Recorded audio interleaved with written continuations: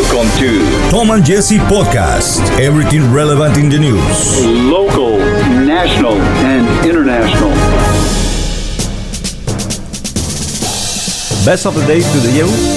Welcome to Tom and Jesse Podcast. In today's episode, we welcome you the first time that if you are listening to us. Hello, Tom. Hello, Jesse. Great to be here. Yes, today's topics, we're going to talk about Trump, about campaigns, demos, and many other things that many people might be talking about. Also, we have a really hot topic, the coronavirus. What is happening? What is it that we are doing and how can we prevent it? And the third, we're going to talk about a local figure, Jose Arredondo, since his passed on July last year. What has been done? Is any investigation, any news about what is happening? So stay with us because we're going to talk about that.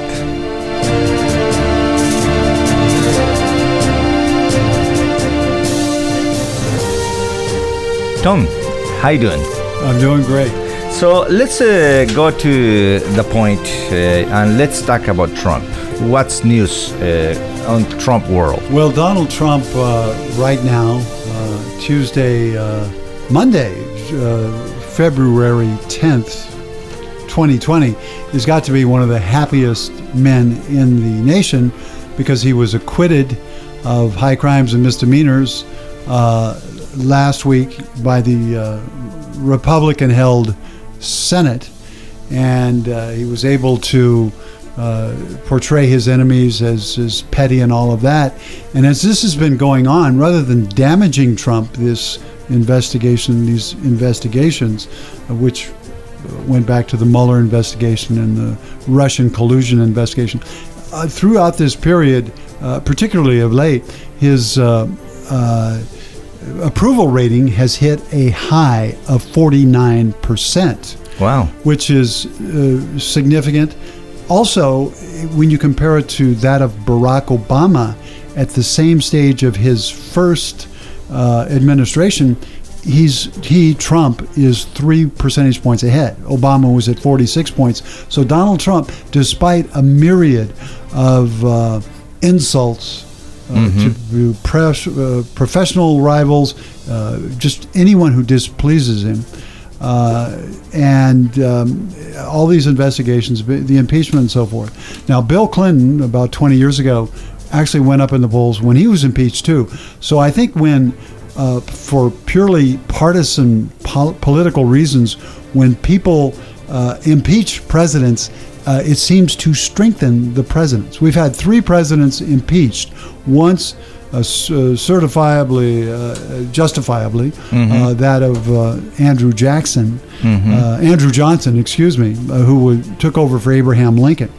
He was impeached and almost convicted in the Senate, but it requires a 2/3 majority, so it's very hard to convict. So it was a farce to try to remove Bill Clinton from office years ago for screwing around in his office, which I'm not condoning, but I'm just saying it was really no one's business. And here, this deal with Trump is getting stronger. And then when we look at these Democratic rivals, they're all good, solid politicians. But as I emailed someone yesterday, I said, you must be a star to win the presidency of the United States. And if you look at who, in the television era in particular, who are the stars? People like John F. Kennedy, Richard Nixon, who was much underestimated in that area. And of course, Ronald Reagan, an actor, and Bill Clinton and Barack Obama, 2 political powerhouses. And then we have Donald Trump, a guy who was on TV for years with a highly rated Apprentice television reality show. And so Donald Trump, for all his faults, and whether people want to admit it or not, is a legitimate star. He has star quality. He can walk into a large arena and fill it up with his charisma and his personality. And when he was running in the primary 4 years ago, I found myself watching what otherwise would have been a quite boring Republican debate with 10 or 15 well-known politicians, but not exciting. And Trump blew them one by one, sometimes more than one at a time, blew them off the stage. So that is the problem that the Democrats are facing right now. There are a variety of candidates. They're on the far left. We have Bernie Sanders, and we have the veteran from the center, Joe Biden. There are some questions about his mental acuity at this point. We have Pete Buttigieg from the Midwest, and then two women, formidable candidates, Senator Elizabeth Warren and Senator Amy Klobuchar. But none of them really, I think, figure to beat Donald Trump this November. Yeah, in my opinion, when he presented the State of the Union, I think President Trump put a quiet show. In my opinion, I believe in the way that he said many things that many people said it's not true. But he put a show on it, bringing, out, reuniting people. Yes. It was quite interesting. Oh, yes. It was interesting. It was good political theater. It was quite effective. And it doesn't really matter whether it was true or not. I mean, most African Americans in the United States today and throughout the Trump administration would tell you that he is their adversary. Now, Trump has heretofore countered by saying, well, there is less unemployment in the black community than ever before. And that takes us to your what you just mentioned, the State of the Union last week. And he had various blacks who were being featured, and one would have thought that they had the Tuskegee Airman, the general, the man who was 100 years old, and they had others, and you would think that Trump had great ties with the black community, which is far from the case. But he knows that for example, put a show. in the Rust Belt states like Pennsylvania, Wisconsin, and Michigan, that's where the last election hinged. It may well hinge there again. And if he can get just a few more black votes than the last time, he will secure another victory. Yeah. Also, something that caught my attention is, the process that just happened in the Senate. It seems that it's a partisan thing instead of being a national interest. It is almost unanimously a partisan issue. On the two counts, Donald Trump only received one guilty vote from a Republican, and that was his rival Mitt Romney, who ran for president against Obama in 2012, ran a strong campaign. I think he's a decent man. His finest hour came during Donald Trump's first presidential campaign, when he gave a speech and talked about things like Trump University and just the many, when Trump bilked hardworking citizens out of as much as $35,000 for a non-existent college program. Donald Trump, who he always arranges with his expensive legal team to not to be forced to admit any wrongdoing. In the 70s, he got in trouble with the government for refusing to rent his properties to people of color.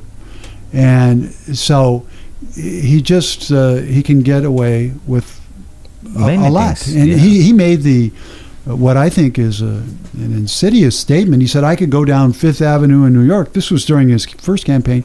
He says, I could shoot someone and they wouldn't do anything. That is literally the man's mentality. And that's why many of us feel that democracy, small d, democracy is imperiled, or at least potentially imperiled, by Donald J. Trump. Yeah, something that it's very interesting in through this 3 years that he has been on the spot. Trump has shown that basically he's above the law, because many things have been very close to prove him guilty, and suddenly, many people says by abuse of power, he start to use tactical people in key positions that can help him to get away from with anything. Yeah, that is certainly the case, and it puts us in a bad situation. He's able to get away with it because he keeps saying "my economy," and he talks about the ineptitude of the Obama administration, which is absolutely laughable.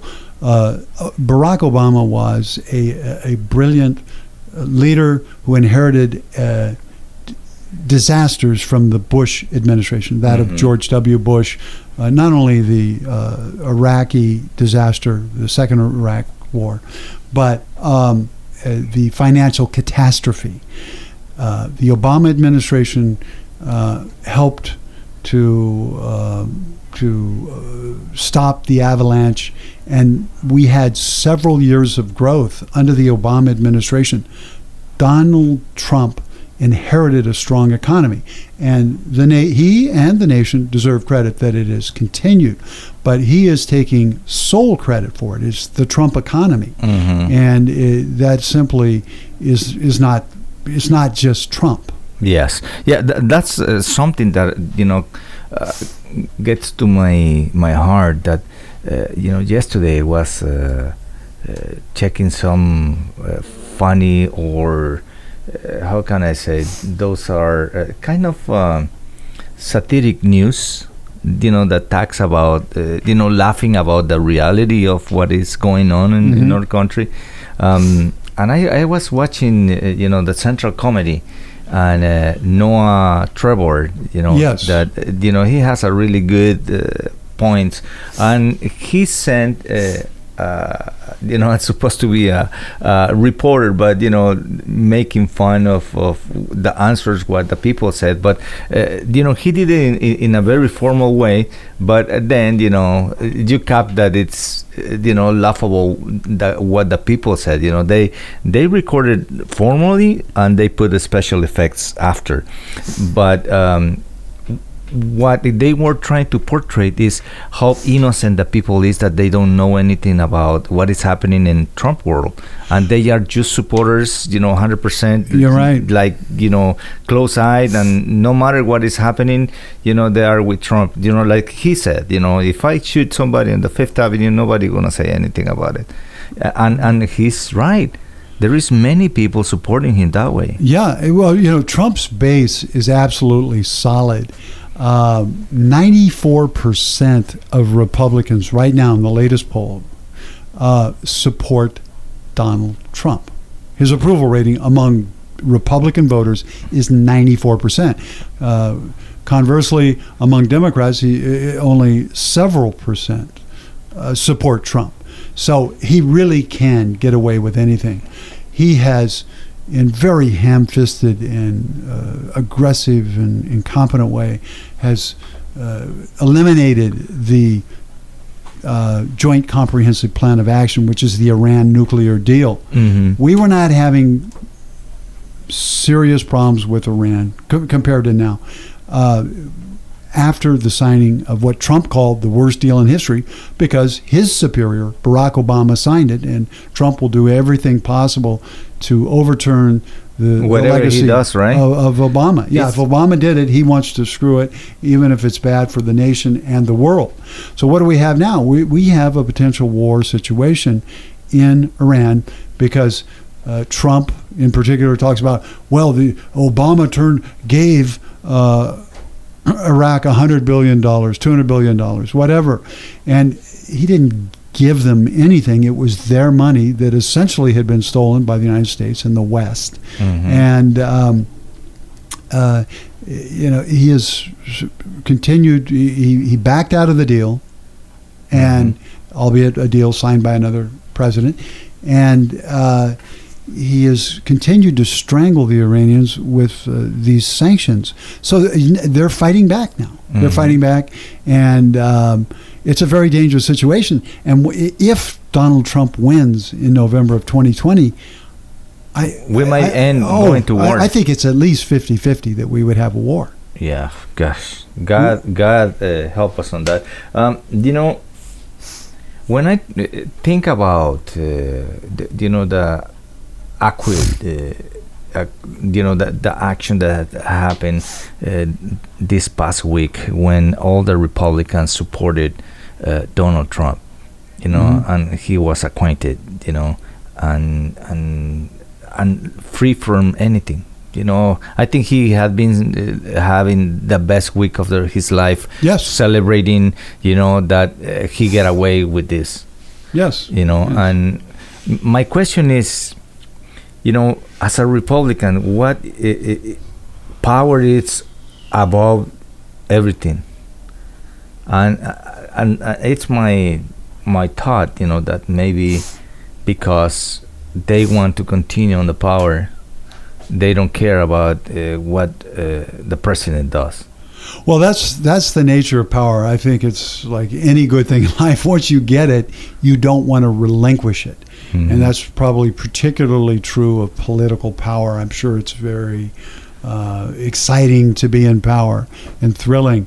And so Donald Trump, who probably entered the presidential race 4.5 years ago now, thinking, I'm not going to win this, but it'll be good for my Trump properties and my reality TV show and all of this sort of thing. Mm-hmm. And then he found that, hey, these people are taking me seriously on the campaign trail just as they took me seriously on The Apprentice. Mm-hmm. And it's this bizarre situation where a man who is absolutely unqualified for the job is out there. He inherited a strong economy.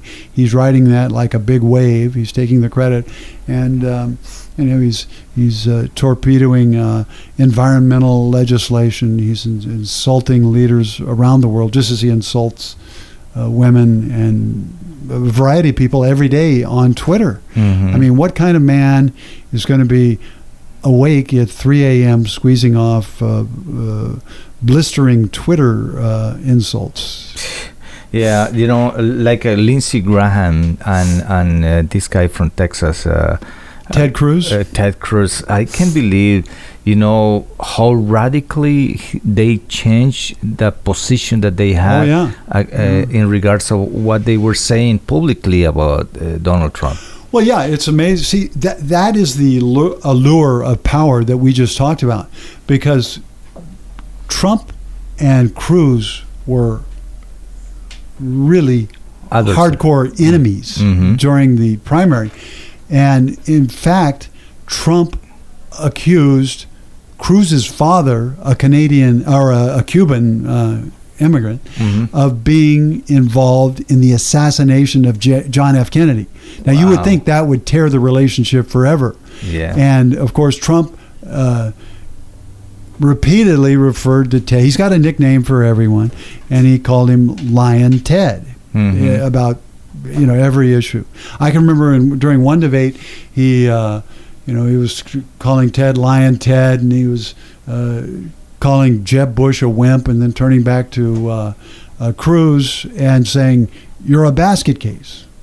That is hardly presidential level rhetoric, but it worked, and we have to ask ourselves, therefore, why does it work? Well, you have to look at the constituents. And now Donald Trump, who has done nothing but either ignored or backhanded the poor and the working people. I just mentioned he ripped off a bunch of people in Trump University. Not only that, he is notorious for hiring people to do work and then not paying them and finding excuses, saying, well, you didn't do the work as fast as I wanted or as well as I wanted.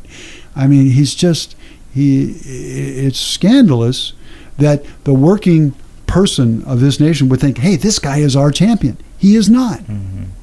Yeah, so there is a lot of topics that we can talk forever about this. This will go on. This campaign will go on. In fact, tomorrow we have the voting in New Hampshire. This is the first voting. We had the caucus, the disastrous from the Democratic point of view, the caucus in Iowa, when the app Oh, gosh. The app did not work. You talk about the Three Stooges in action. It was.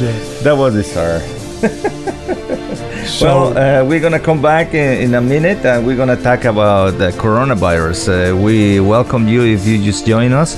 And thank you for listening and being connected here in our program. Welcome to Tom and Jesse Podcast. Everything relevant in the news. local, national, and international.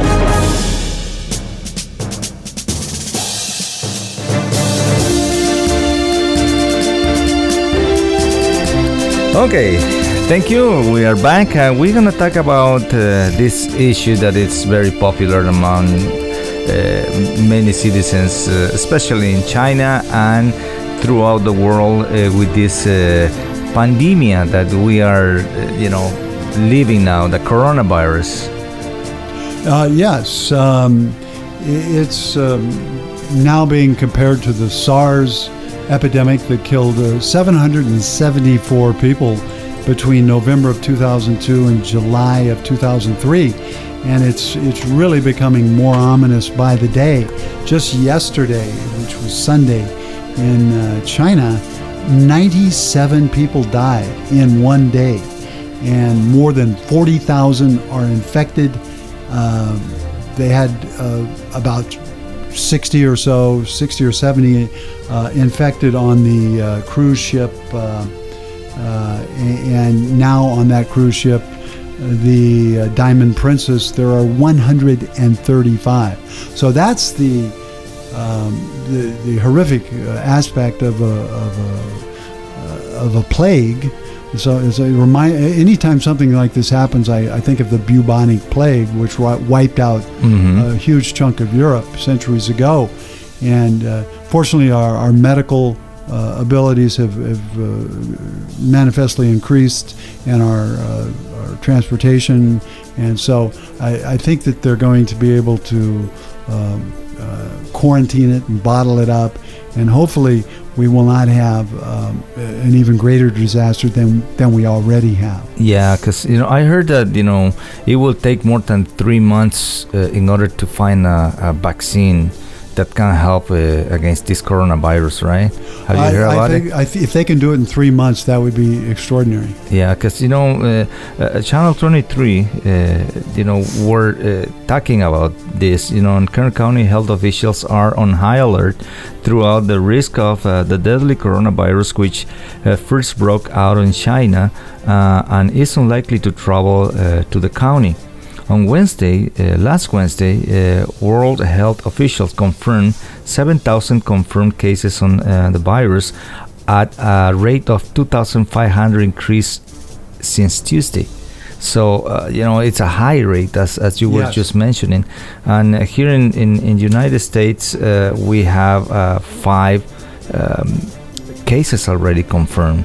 I heard last week also there are 5 new cases in Salinas, as close as Salinas. Salinas? Yes. In addition to the 5 that you mentioned? Yes. So this is something that is scary if you think about it, because there is no control, there is no medicine against that. 170 people already killed so far.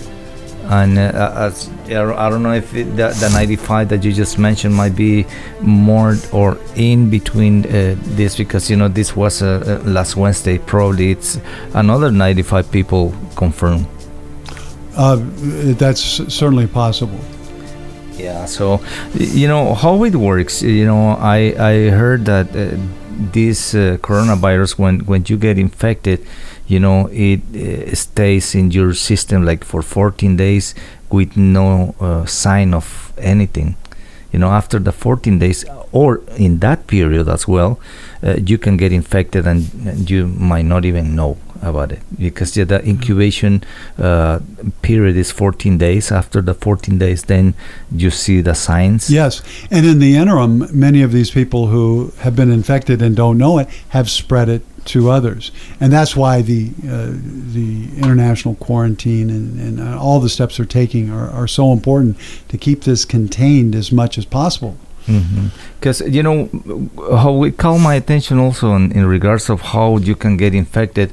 This coronavirus is more aggressive than any other seen, based on what I heard in the news, and they were talking about on the Senate, and a senator was telling about free framing United States to fly from China to China, and just bring the American people that it's there to get quarantine here in the United States, and possible get something to cure them about what they are suffering with the coronavirus.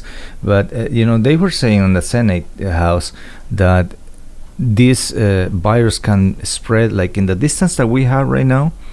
It's enough for you to get infected, and we are like 5 feet away. Yes. And it's not necessary that you touch or do something, like with the regular flu.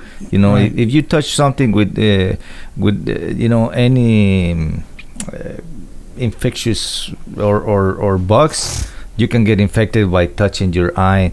But this one, it's on the air, on the air that we breathe, Yeah, it's definitely going to be perhaps the number one issue in the world until it's controlled, I would imagine. Yeah, 15 countries already in the world are already with coronavirus.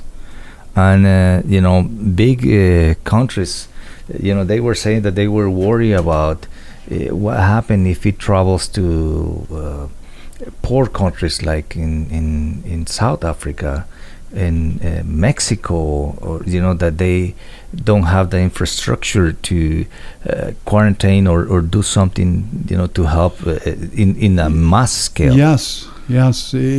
Southeast Asia, certainly. I mean, they're over there on the Asian continent. I mean, it could be horrific. So we'll have to just monitor it day by day. I just, something in my gut tells me that they'll control it reasonably well. In other words, it won't be like AIDS, for example, or the bubonic plague. On the Senate, they were chatting about the responsibility of China, that they were reframing to inform their own people, not even internationally, to recognize that they were going through this, but rather, they keep it secret. Right. That's the danger of a dictatorial society. They really don't know. In China and many other countries, North Korea is another example, and there are others, including Iran. The people are dependent on outside sources if they can even access those sources. And people like China will shut down the internet to the greatest degree possible. And the people really don't know what they're up against. I mean, even the doctors don't know precisely what we're up against, and the people don't even know there's a problem in some cases, and they certainly don't know the details for the reasons you've indicated. Yeah, so I heard that the best scenario for us to take care of it, because we gotta be proactive in this situation. First, what you will do with this common flu, take care of yourself in the way the doctors recommend. But I heard that it has been working really well to consume a little higher doses of vitamin C. Okay. And that had been showing that it's helping, because there is no medicine yet for this disease. It's and you say some medical officials have projected within 3 months, perhaps. They were chatting that it would take more than 3 months. More than 3 months. Yes. Are you talking about a cure or a vaccine? A vaccine. A vaccine. A vaccine. Yeah. And I certainly we all wish them a speedy success in that regard. Yeah. On those studies, they show that vitamin C had been playing a good factor. So they recommend to... right. I have a feeling that it helps, but I wouldn't think that it's going to be a decisive factor. Exactly. No. But, it at least boost your immune system, that you can, avoid maximum possible to don't get infected with regular flus, but going toward this tremendous situation of the coronavirus, I don't know in what level the vitamin C can help, but definitely it's good for your health anyway. Yeah, and the placebo effect would also be a factor. Just you think, okay, I'm doing something. But I think keeping this quarantine, keeping it contained, and this is a good example of how the power and the reach of the United States can best be used. Not in bullying and making wars and things of that nature, but the vast infrastructure, medical infrastructure of the United States, the Air Force, and just the air fleet of the United States to help people deal with this. And of course, other countries are advanced in those regards as well. China certainly has a lot of aviation. So, I mean, you can get help to people, and also, frankly, you can prevent them from moving to other places and spreading it. Or you can attempt to do that. Yeah. So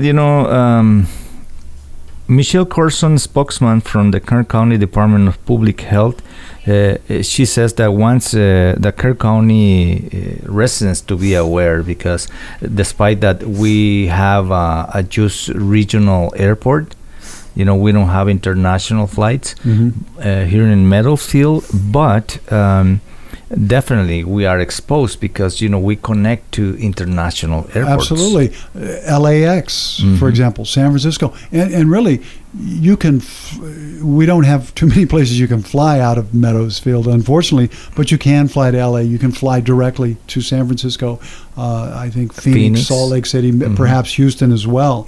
So yeah, it can come in here as easily as almost as easily as, say, the larger cities. Yeah, because 2 cases have been confirmed in California.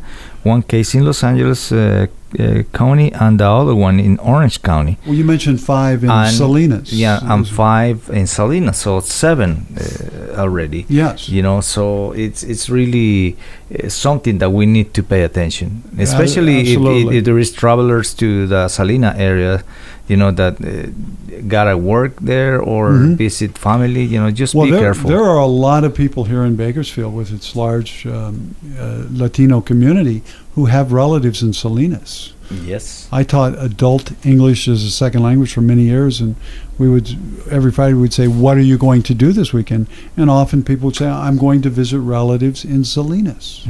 So we do have quite a connection, and of course people in Salinas are visiting their friends and relatives in Bakersfield. So and they're going in all directions. That's why epidemics are so dangerous. In conclusion, we would like to share with you that to be careful, take the measures seriously, and take care of yourself. Thank you for being in Tom and Jesse podcast. And the last topic that we're going to talk about is about Jose Arredondo. What has been said since his crime, really high crime in Mexico, in this paradisiac place in Cabo San Lucas, and it's something that many people have been talking, Tom, and he has been a local figure, in many ways, owner of a very popular car dealer, Family Motors. And authorities in Cabo San Lucas says, reading from 17 KGET News, have 1 man in custody accused in the killing of Bakersfield businessman Jose Arredondo. Prosecutor says that Roberto Gonzalez played a key role in Arredondo's murder, but Gonzalez's lawyer denies that, saying that his client is nothing more than a scapegoat. In Mexico, there's been really hard to find, when big crimes like this happen, because, there are many factors that contributes to hate crimes like this one, and might be people that we don't even know, that get involved in this, and they just disappear, and they are professionals doing that. Yeah, it certainly looks like a professional job because he was tortured. We should take a minute to tell not only our local viewers, but particularly out of Bakersfield, Jose Arredondo is not a name that well known out of Bakersfield, and he came to the United States as a child, probably crossed the border on foot, settled in Southern California, and then in his early teens began washing cars at a used car lot, and then got into sales.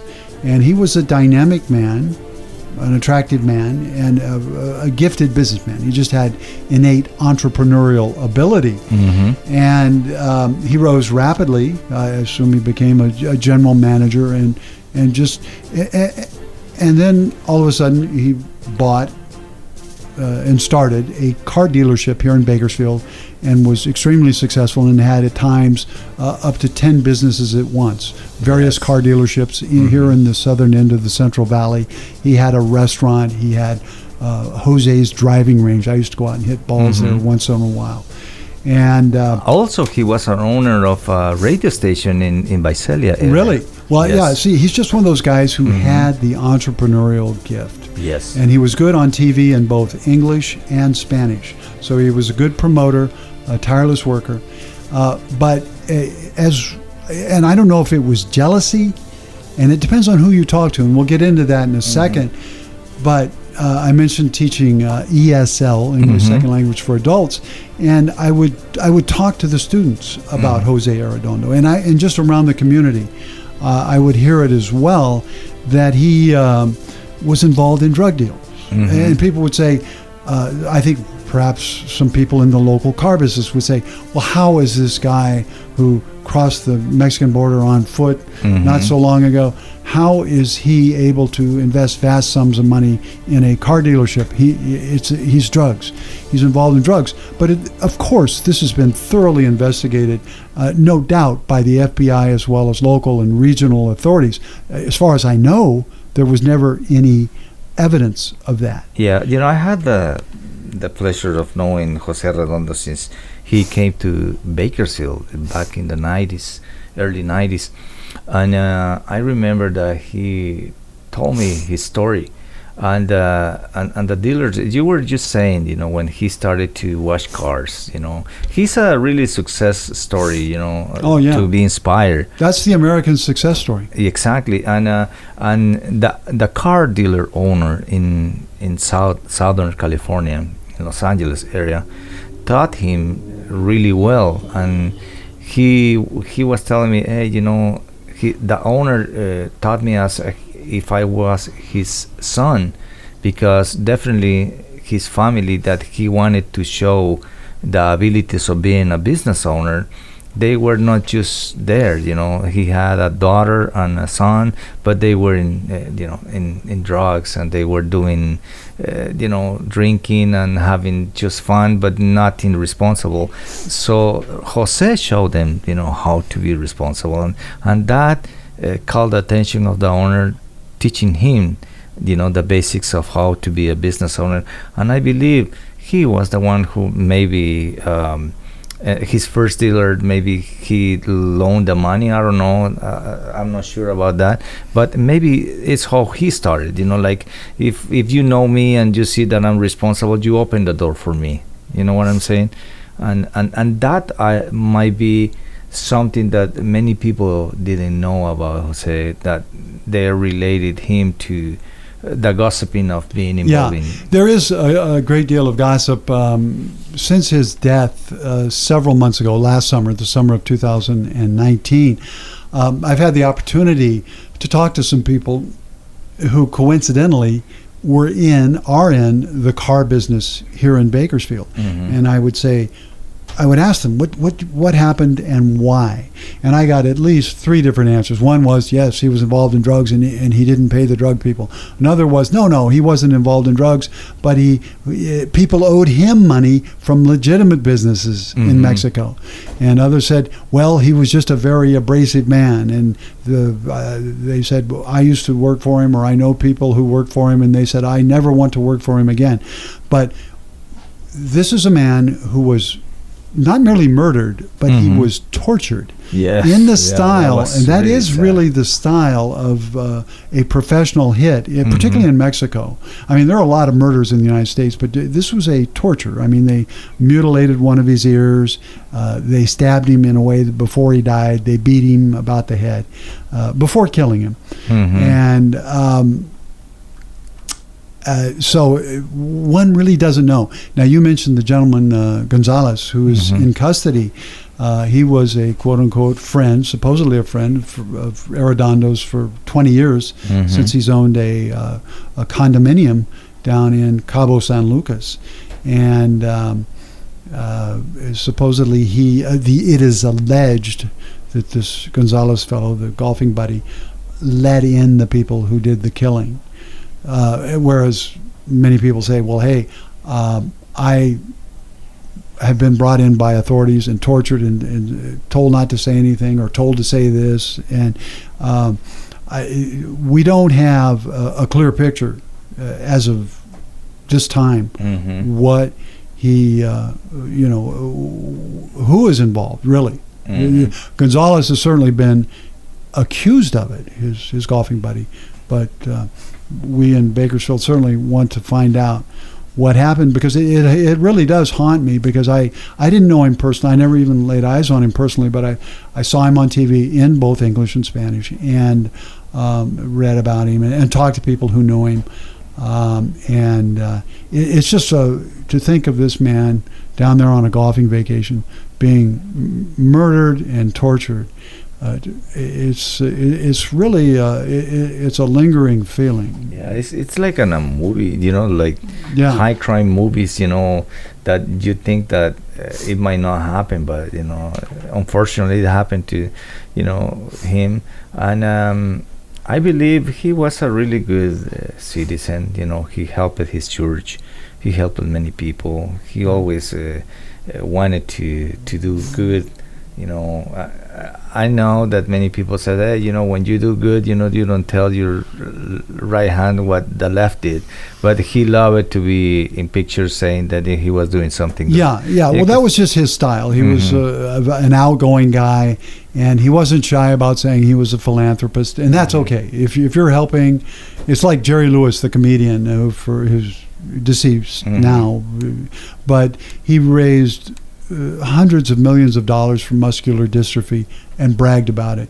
But that's okay, because he raised the money. And I think on a somewhat more modest but significant level, Arredondo did the same. But it's unlikely that this death had anything to do with his philanthropy.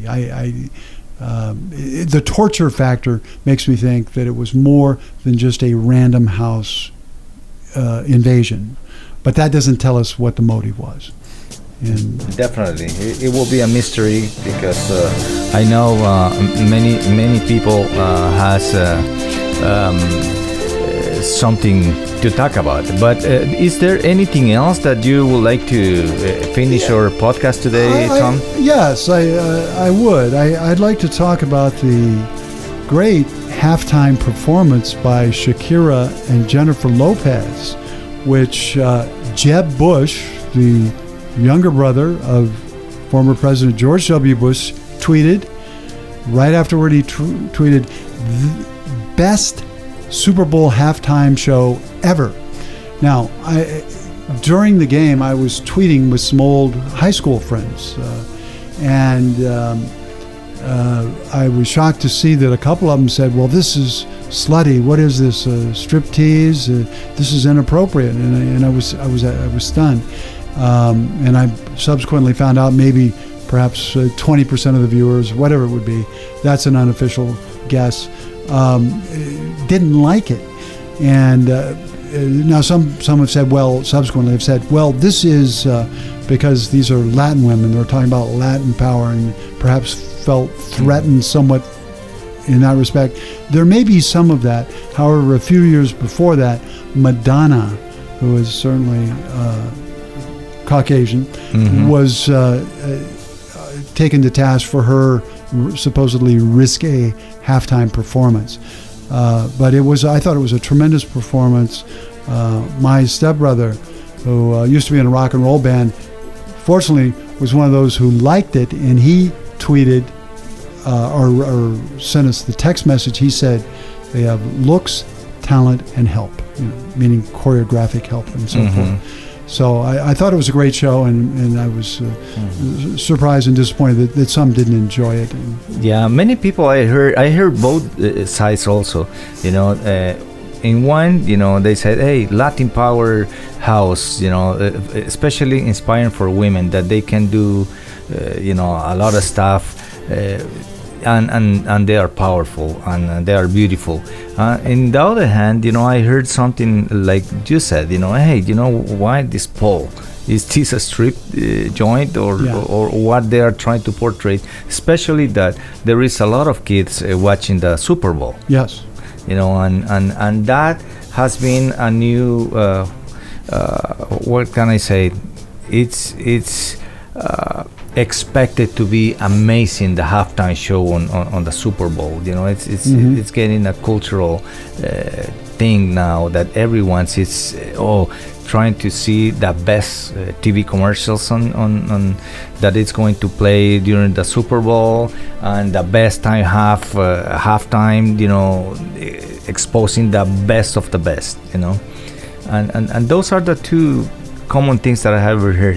The risque, two kind of strip joint, and the other one, the women Latin power. I think it was important to the Latin community in particular about the liberation of the Latin woman, the gorgeous, talented, aggressive, and Latin woman making her way in the world and sliding down that pole. That was, to me, it wasn't sleazy or anything like that. It was just good theater. To see Jennifer Lopez slide down that pole, and she was preceded by the beautiful Shakira and her dancing.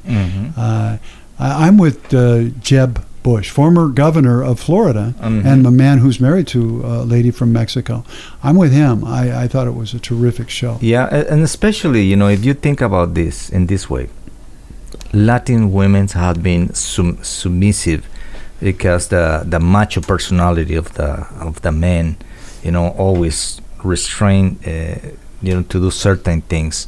And now, there is a lot of women that I see in my community that it's going to prepare themselves, going to school, trying to be a better for themselves and for the family, and many of them, they have been saying as Jeff Bush, hey, that was amazing, that I love it, and they don't pay attention to the too sexy, too risque thing, but they are saying, hey, it's an inspiration. When women are that beautiful and also talented dancers and singers, and it's the Super Bowl, I think you want to put on an exciting show. You want to push it creatively, even if some don't understand it. I think that the ratings and the money will indicate that this sort of entertainment continues.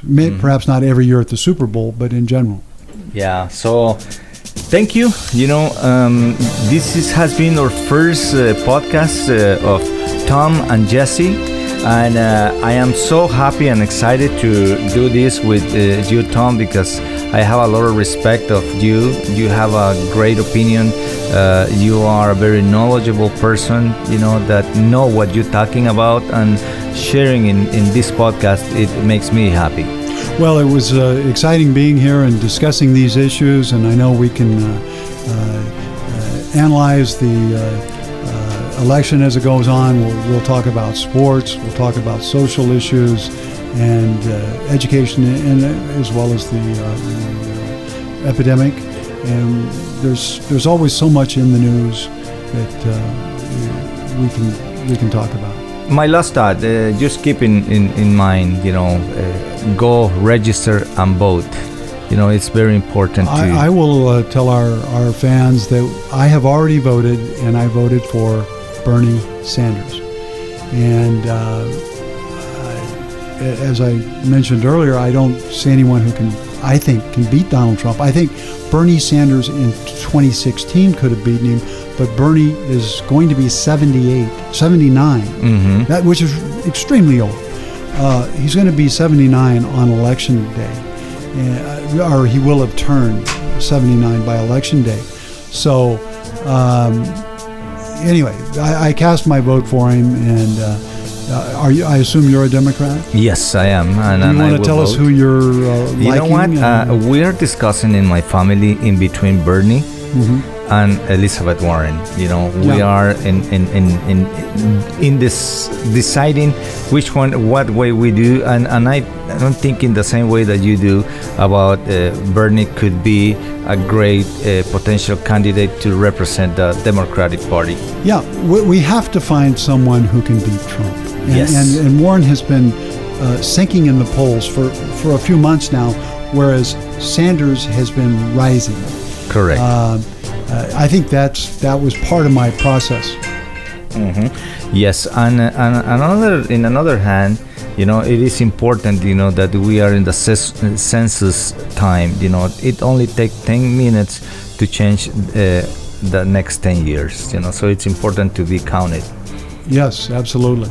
All right. So thank you, Tom, and we will be back next week. Next week. All absolutely. Right. We'll start the week with a bang. Yes. So give us a like and share, and thank you for being connected with Tom and Jesse. Well, let me add this. I'm also going to be posting a link and a file to this podcast on my website, which is georgethomasclark.com. That's georgethomasclark.com. So you're free to visit us there, read some of my columns, as well as my books are all available there as well. Thank you very much.